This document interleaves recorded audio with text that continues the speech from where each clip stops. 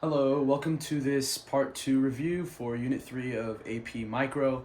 I'm just going to go briefly over perfect competition and long run perfect competition, as well as profit, which will all be on the upcoming test.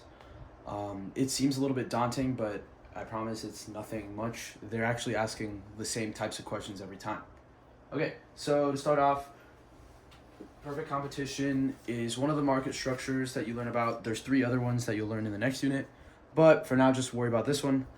Just know there's many buyers and sellers. The product is always the same. So for some reason, the AP exam likes to use corn a lot. Like everyone's making that same corn on the cob. Like nobody's making some other product in perfect competition. Also, they are price takers. This is one of the most important things, and this relates to Mr. DARP, which is just a simplification that we learn about later. But just know that being a price taker means that the supply and demand of the market, which has an equilibrium and an equilibrium price and quantity, well, that equilibrium price sets the price for firms to produce. So the logic here is if you have a bunch of people selling this stuff and you already have a market equilibrium, so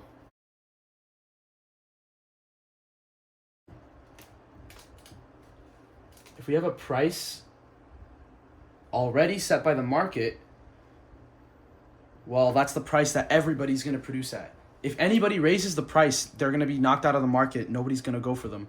And if anybody drops the price, they're missing out on profit they could be making. So it's just a real logic thing there. And also, there are no barriers to entry, which is what makes perfect competition in the long run a little bit special, because if you are struggling, you can just leave. There's nothing stopping you. And if you see that people are thriving in this market, you can join it without any restriction. This next part of the unit is a little bit confusing, and it's mainly just going to be seen in the form of multiple choice questions, and a lot of it is just basic algebra. So you just need to know that by definition, accounting profit, pi is just a sign for profit. Accounting profit is your revenue minus your explicit costs, which are costs that are made like in dollar amounts that by the firm, and you can basically, they're out of pocket, so you can see them. And then economic profit is the same thing, but you're considering implicit costs, which is synonymous with opportunity costs. So it's the cost, the high alternative cost that isn't really there, like it's not being paid, but it's implied. And just know you're going to be given all of them except for one, and you solve for the one that's missing, just like an algebra problem. So just be very careful with wording and don't be thrown off by the definitions. That's all it is. And just note, in perfect competition, we are always talking about economic profit. Now I'm going to be going over profit and how to prove it in your explanation. So when you're asked where the profit is and how do you know. So before I draw any graphs here, I'm just going to show the logical way you can approach this. So first of all, we know that marginal revenue equals demand, which equals average revenue, which you never really talk about, which equals price. So just know, and this is a very important tip here, if you are given marginal revenue in a table and you're asked to find the price in the market, just know it's the same thing. So if this is $5, you already know the price, you already know the demand, you already know the average revenue. And the logic here is that they're price takers, so the price is never going to change. Marginal revenue and price and all this stuff never changes in the table. Now, to maximize profit, this is the most important rule maybe in the class. And just know when you're drawing your firm, you draw your Nike swoosh and you draw your horizontal Mr. DARP line, and where they intersect is always where you produce. Like there is never a reason not to produce there, because that is the most efficient place to produce. If you're producing anywhere above, that makes no sense. If you're producing anywhere under, you're underproducing. That makes no sense. So yeah, I always tell people to never forget this rule. It's extremely important, and you always apply it. Now, the way you show profit on a graph the way you find profit, there's two ways, and they're actually the same thing. You're going to be either comparing total revenue and total cost, or price and and average total cost. Why are these the same thing? Well, what is average total cost? It's total cost over quantity, right? If you multiply that by quantity, we get total cost. So hopefully that makes sense. Well, price, if you multiply by quantity, it's just total revenue. That's the definition of what total revenue is. If total revenue is equal to total cost, that is break even. The firm is breaking even. This is also known as zero econ profit or normal profit. The test will try and throw you off by using these words interchangeably. Just know that they all mean the same thing. And it's going to ask if this is a bad or good thing. And you have to understand that zero economic profit is actually not a bad thing at all. It means that your firm is making enough to cover opportunity costs, because economic profit includes implicit costs. Well, if your economic profit is zero, it means you're making positive accounting profit. So that's not a bad thing at all. It just means you're covering your opportunity costs. Now, when total revenue is greater than total cost, if you're ever stumped on this on the exam, think logically here. If you're a business and you're making more revenue than you're making costs, well, you're making profit. That's just logic. That's the definition of profit.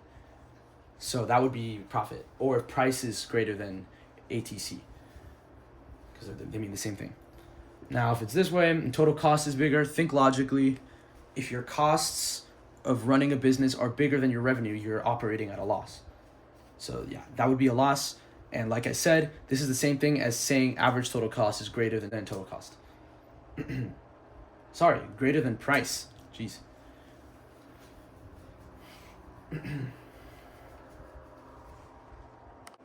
I'm now going to show on a graph how you can find profit, and I'm going to show you all the possible things you can get asked, because there's actually not that much to it. So you always draw on the left supply and demand of the market, which you guys already know how to do. Looks like that. Find your equilibrium. I'm going to label this PE, label this QE. And you're going to label this market. You will lose points for not labeling it. So if it's the market for pairs, you're going to write that, pair market. Now, we're going to draw the firm, which is going to be to the right, and the axis is going to be the, a little bit crooked, but same axes. Label it the firm always. And you're going to do this in this order because it's easiest. Always start with your Nike swoosh. That's marginal cost. You guys should know that already. Afterwards, you are going to draw the price. And if you're confused, how do you know the price for the firm? Remember, they are price takers, and that price is set by the market. So the market equilibrium is guiding the firms and telling them which price to produce at. So I just followed this line horizontally right here. We're going to draw a perfectly inelastic Mr. DARP, which is also the demand. And this makes sense because they can't raise or drop the price and stay in the market. Now that this is done, we can already label a profit maximizing point. Remember, profit maximizing point just means where MC equals MR. It doesn't mean you're making profit. It doesn't mean you're making positive profit, but it just means it's the most efficient point. So there's MC, there's MR, they equal each other right here. Boom. This is the quantity, and I label it QF, but they're gonna tell you what to label it. And then after this, just as a quick pop quiz, are you able to identify any profit here? The answer would be no, because when you're looking at profit, we're comparing total cost and total revenue, and we don't have any way of showing total cost. As soon as we draw average total cost, that's how you can identify the profit. So in this first example, I'm going to draw average total cost up here. Remember, the lowest point intersects with marginal cost. So yeah, let's say in this market, this is where the average total cost is. And it's going to ask, let me extend it a little bit. So this is very noticeable here. We're going to go to the profit maximizing point, so QF. Nowhere else. You're going to stay here, and you're going to find where it touches the total cost, which is all the way up here, which is kind of ridiculous. Yeah, so this is kind of a humongous profit box. My bad. The profit box is going to be set by where it touches the price, so that's already right here. And then right here where it touches average total cost. So this is all the profit. And remember, a loss is still considered profit. It's just negative profit. And the question here is it positive economic profit or is it a loss? And you're going to ask yourself, well, is total cost greater than total revenue, or is it less than?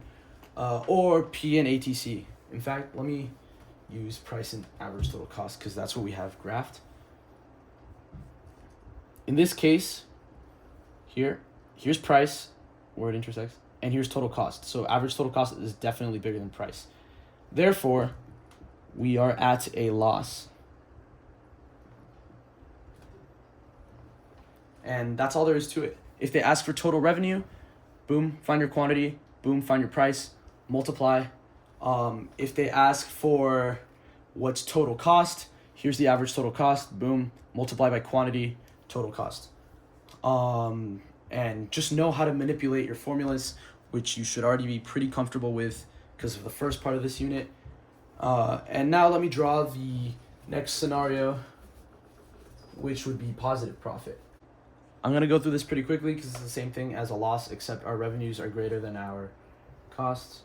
So you start with your Nike swoosh, marginal cost, market price, boom, right here. They're price takers, so they have to use the same one. Follow it to the next graph. Draw it, write your Mr. Darp. And now to show that it is a positive economic profit, find your MC equals MR point. That's right here. This will be the quantity where the firm will produce. And now as long as your average total cost is lower than your price, it'll be profit. And remember, average total cost always has to be at its lowest point when it intersects marginal cost. And as long as we're drawing it under this horizontal line, because that's price, as long as it's under, it can be down here, it can be up here. As long as it's under this, it is going to be positive profit. So I'm going to draw mine right here. ATC. Okay, go to your profit maximizing quantity and travel up. Okay, this is where it intersects ATC, and here's where it intersects the price. Right here and right here. So now this box right here is your profit. And this time it's positive economic profit. Why? Because at the profit maximizing quantity, MC equals MR, which is right here, this quantity, price is greater than average total cost. You can see that right here. Price, average total cost. This one's bigger. So you could write this inequality to prove your answer. And this is the same thing as saying your total revenue is greater than your total cost. And don't get confused by price. It's not the price they're paying, it's the price they're selling the product at. And I actually forgot to label this firm, so I would have lost the point. So yeah, make sure you label it that. Just know how to find your calculations. What's total cost? Well, total cost is average total cost times quantity. Or what's total revenue? That's price times quantity. So yeah, let's move on to long run perfect competition, which is actually pretty simple. As you know, in the short run, there are fixed and variable inputs, but in the long run, everything is variable. So for perfect competition, what you need to know is that in the short run, there is profit or loss. Because in the long run, let me just underline this. In the long run, there's always a break even. So what this means is if you're ever given a perfect competition graph and it shows a profit or loss, so ATC and P are greater or less than each other, then you know you're in the short run. But in the long run, price is always going to equal minimum ATC. It's just a rule, and memorize it. Okay, so these are all the situations that you need to know. You're either going to start over here initially at long run equilibrium or already at a short run profit or loss. But the important thing is the test will always ask you to show what happens in the long run, which is you go back to this long run equilibrium point. So let's start from the most complicated scenario because we always go down. So it's always going to be from here to here to here. So let's just say in the long run you're breaking even because that's what it means. This means price equals minimum ATC. And let's just say there is a shock to supply or demand. So let's just say something makes demand go up. Demand increases or demand decreases. Just know your shifters and you should be good with this. So just go over that for this test. And then as a result of this, there will be profit or loss. And like I said earlier, if there's profit or loss in perfect competition, we know we're in the short run because in the long run, firms always break even. Then the test will ask what happens in the long run. And if demand goes up, there's going to be profit. Remember, there are no barriers to entry. So if other firms see that there's profit, they're going to want to join the market, which will increase supply. So that happens there. Firms enter the market. Here, let me just quickly write profit, because if demand's going up in the market, then the firms will have profit. If demand's going down in the market, then firms will have a loss. This leads to, let me draw a line between these so you don't get confused. This leads to firms entering. Think of ants and when they see like food on the ground. Like there's right here, demand goes up, there's profit. It's like this, imagine this like apple on the ground and there's no barriers to entry and there's ants everywhere. The ants are going to start coming in and taking up the rest of the apple, which is the profit. So there's going to be no more profit. And then you go back to the break even. Because, firms entering, well, what's the supply in the market? It's the firms that produce it. So if firms enter, supply goes up, which leads to break even. In the loss, people are going to be like, they're going to want to go away from it. It's like repellent for the ants. So the ants go away, and that loss gets back to zero economic profit in the long run. So with the loss, firms leave because it's repelling. So I'm just going to write repel because that's what helps me think about it. Repel. And then, think about this logically. The market for whatever this is, the suppliers are going to be these firms. If firms are leaving and supply goes down, and it's always going to end up back at that break even. And chances are the AP exam will have you start here in the short run, so you don't have to do this. But to get from here to here is just a supply and demand problem. What happens if that the pop culture agrees with this product or whatever? Well, then demand's going to go up.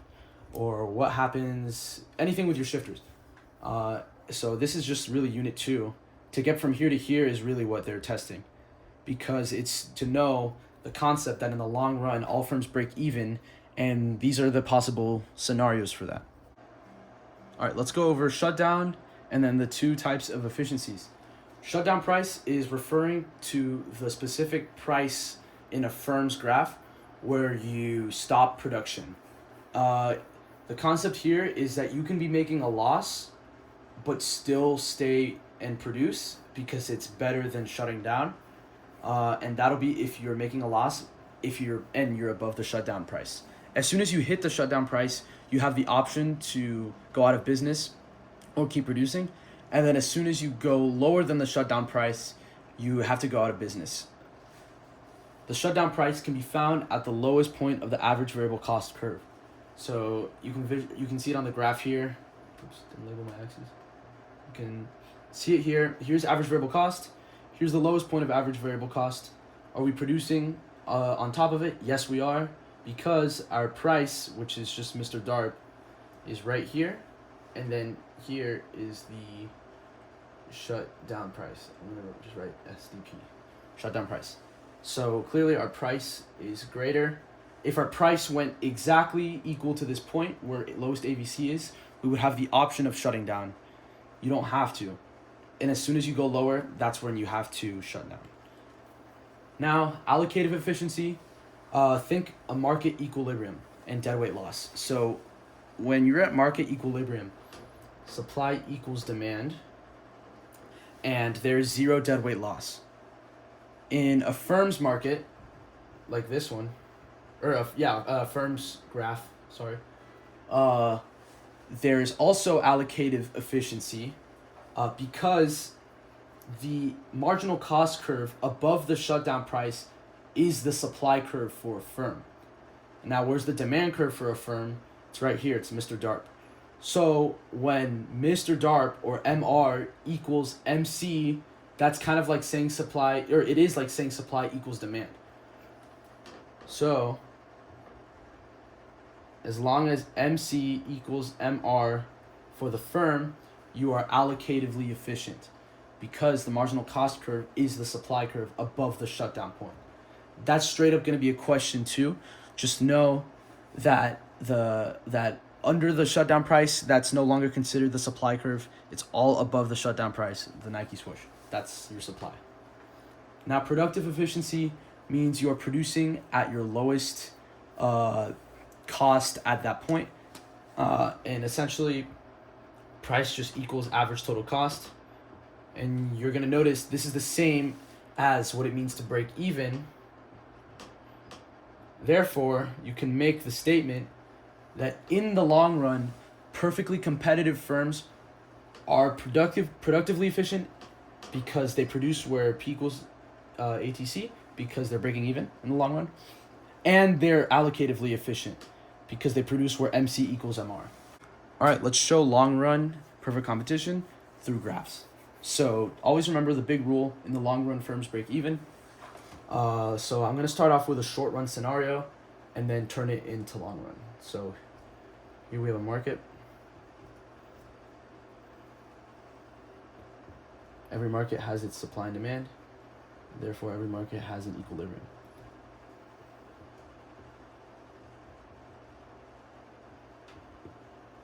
Always label your graphs properly. We'll draw our firm. Price, quantity. Start with Nike swoosh. Then your market price sets the firm's price. Oops. Right here.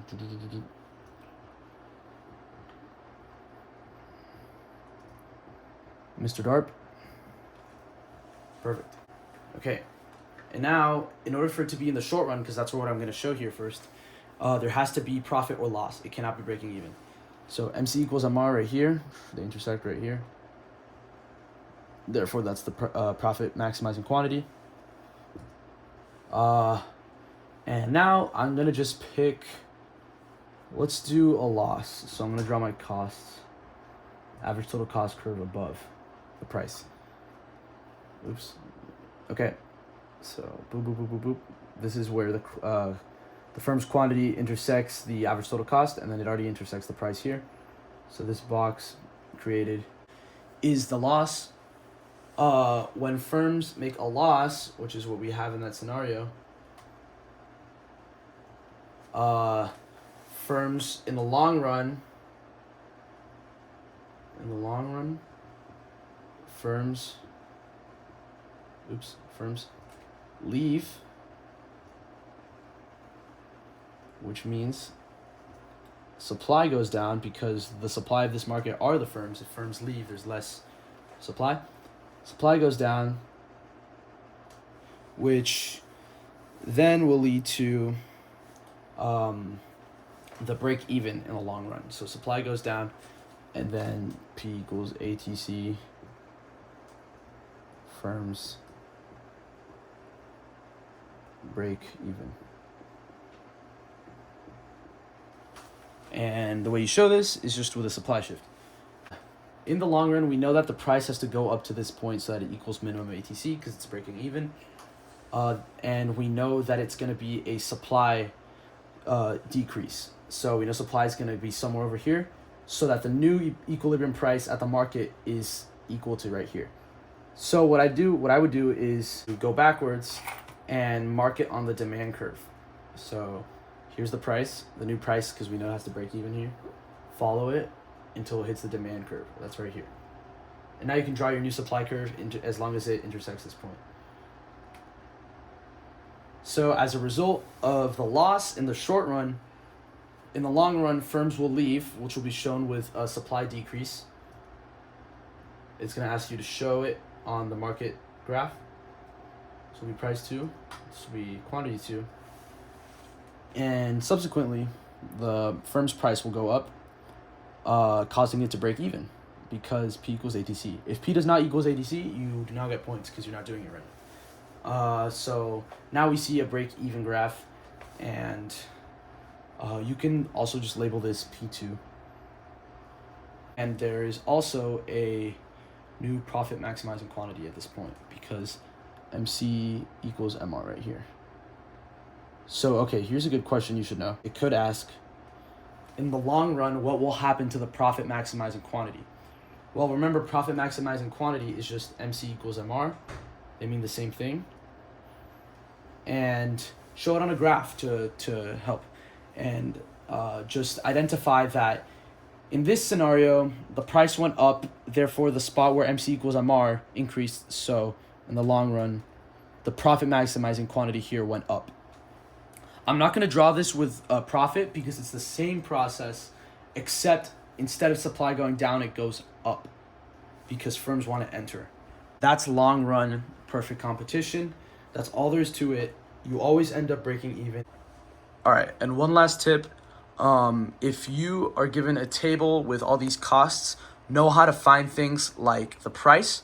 So if you're given marginal revenue, the price is equal to that, Mr. Darp. And know that price doesn't change with the amount of quantity produced because it's perfect competition, price takers. And also know how to find the shutdown price off of a table. The shutdown price is the minimum AVC. So just locate that point on the graph or on the table where the AVC is at a minimum number, and that's going to be your shutdown point. If you're above that point, you can still produce. If you go under it, then you have to shut down. So yeah, good luck on your exam.